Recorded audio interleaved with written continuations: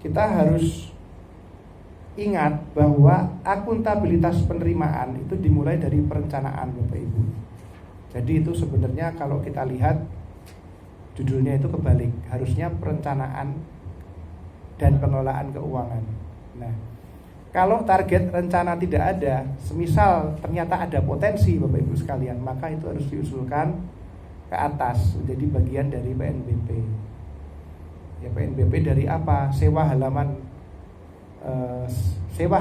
untuk apa? Sewa halaman gitu misalnya seperti itu. Nah, itu yang harus dibahas. Nah, selama Bapak Ibu sekalian kalau kita kemudian membuat tarif sendiri dan tarif itu tidak sama, apalagi itu kita serahkan kepada lapangan, Bapak Ibu sekalian, ini menjadi hal yang mungkin akan disalahgunakan. Bisa jadi salah satu bagian potensi korupsi, Bapak Ibu sekalian. Kemudian di slide selanjutnya ada potensi belum tergali. Pemberian jasa atau kerjasama dengan pihak ketiga belum memperhitungkan bagian PNBP, dalam kurung belum ada aturan tarifnya. Ini yang tadi saya maksudkan. Misal tadi ada tim atau klub gitu skateboard, kemudian lihat di salah satu halaman ataupun untuk sarana olahraga yang ada di Politeknik di Kupang, menarik ini, tapi belum dimasukkan ke dalam usulan PNBP. Padahal dia harus mulai sekarang aktivitasnya, Bapak Ibu sekalian.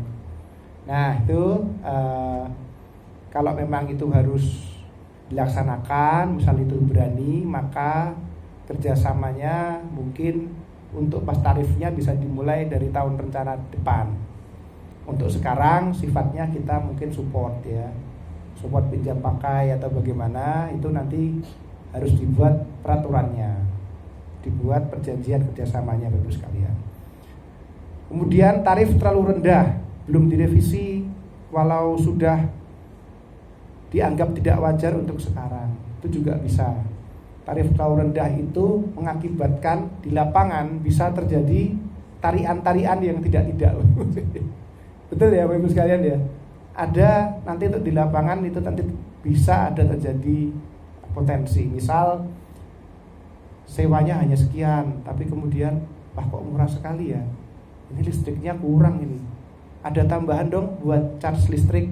Itu paling sering terjadi ya kalau untuk sewa ruangan.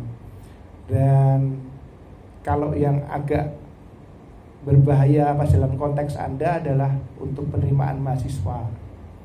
Ini jangan sampai terjadi ada extra charge Bapak Ibu ya, karena sekarang itu keadilan itu ada, salah satunya juga agak terdrive dengan sosmed ya Bapak Ibu ya, netizen ya.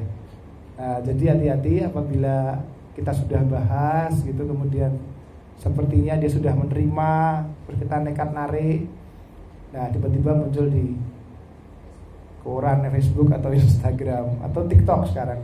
Nah kalau kita seperti itu, kalau generasi X sampai dengan akhir X dan awal milenial seperti saya tuh masih ada Facebook, pasti Facebook, YouTube masih punya, terus IG sudah pakai.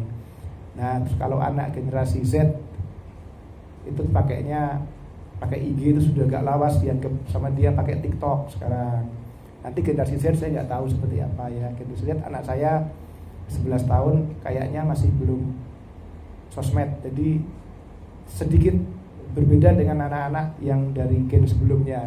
Gen sebelumnya sudah mulai sosmedan. Nah ini hati-hati karena terkadang mereka belum disertai kedewasaan ya untuk menyaring mana yang harus di-share, mana yang tidak gitu ya. Nah terutama untuk yang ada instansi pendidikan tadi, yang urusan 01 tadi saya sampaikan, dan terus untuk urusan 02 itu kesehatan, itu hati-hati banget dengan yang namanya reaksi-reaksi dari